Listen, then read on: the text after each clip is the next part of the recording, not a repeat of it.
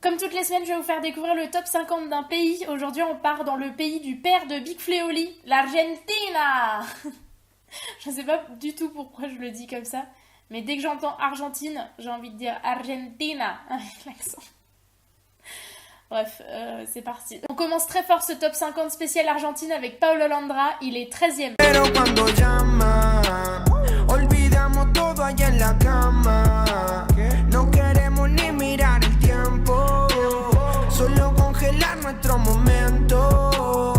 Paulo Londra, en fait, il a 20 ans, mais il a commencé le rap il y a longtemps. Et à 15 ans, il commençait à faire des sortes de batailles. Ça s'appelait le El Quinto Escalón.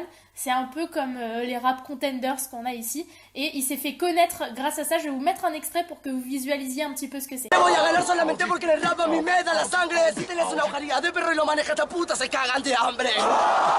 Sa carrière musicale, elle a réellement débuté en janvier 2017 quand il a sorti son premier single Relax. Et alors les Argentins ont l'air d'avoir plutôt kiffé puisque ça a été le hit de l'année 2017 en Argentine. Voilà, tranquille, à 19 ans, il sort un single qui finit premier du classement. Moi, à 19 ans, j'étais première en flemme, quoi. On n'a pas la même vie, hein. Pas du tout. Ya por fin que me siento relax, no hay nadie que me saque del juego. Ahora sí voy tranquilo, si estoy con todos mis nigos. À part ça, en faisant des recherches sur Paulo, je suis tombée sur un truc hyper intéressant. En fait, il racontait qu'un jour, sa sœur lui a fait découvrir un film qui a complètement changé sa vie. Ce film, c'était 8 Miles, et il raconte qu'il a été impressionné par le fait que Eminem puisse se faire autant respecter pour son rap. Et c'est là qu'il a eu le déclic de vouloir devenir rappeur. On continue de découvrir ce top 50 avec une fille, ça va pas faire de mal.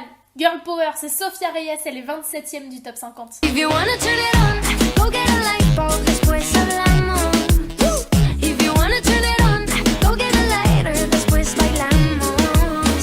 Sofía Reyes, c'est une chanteuse, compositrice et actrice mexicaine. Elle a 23 ans et alors elle a un parcours assez atypique puisqu'elle s'est fait découvrir sur YouTube en postant des covers. En fait, il y a Prince Royce qui est tombé dessus par hasard et il a tellement kiffé qu'il l'a signé dans le label d'Eleon Records.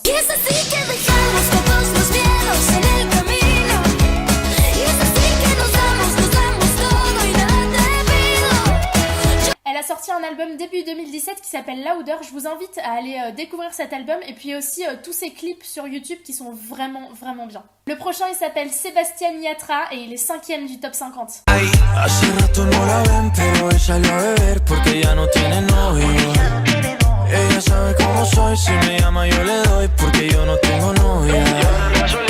Sebastián Yatra, c'est un chanteur-compositeur colombien. Il a signé en 2016 avec Universal Music Latin Entertainment et il s'est fait connaître avec son single Como Mirarte. Je suis désolée pour les prononciations. Como mirarte,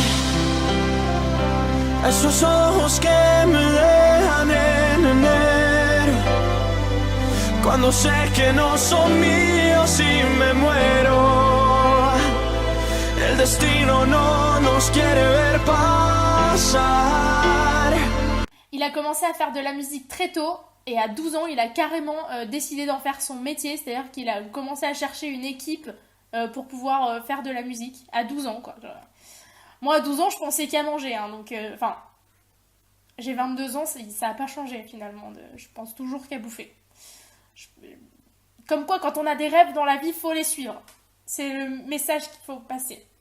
C'est en 2013 qu'il sort son premier single, El Psicológico, qui finit premier au Venezuela et en Équateur, et puis 3e en Colombie.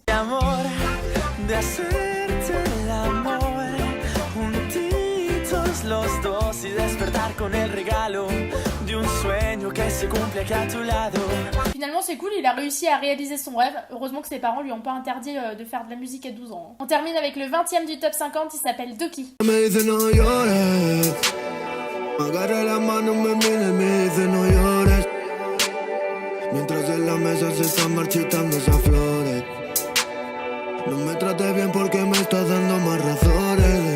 Je vais être honnête avec vous, Ducky c'est vraiment mon coup de cœur. J'ai surkiffé ce morceau, mais tous les autres morceaux qu'il a fait aussi. On sait pas grand chose sur lui, à part qu'il a participé aussi au El Quinto Escalón et qu'il a une chaîne YouTube avec 2 millions d'abonnés et 15 vidéos. Et franchement, je vous encourage à aller voir ses vidéos, surtout Hiro de la Noche. J'ai pas de mots tellement c'est bien. Soy hijo de la noche, piensa en droga.